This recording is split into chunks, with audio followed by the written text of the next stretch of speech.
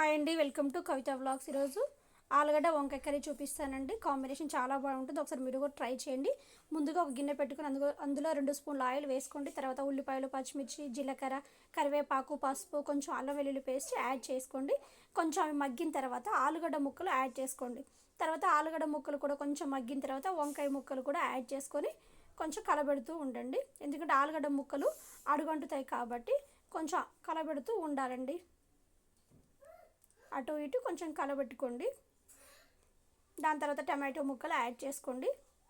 తర్వాత కూరకు తగినంత ఉప్పు వేసి మూత పెట్టి మరో 5 నిమిషాలు మగ్గనివ్వండి.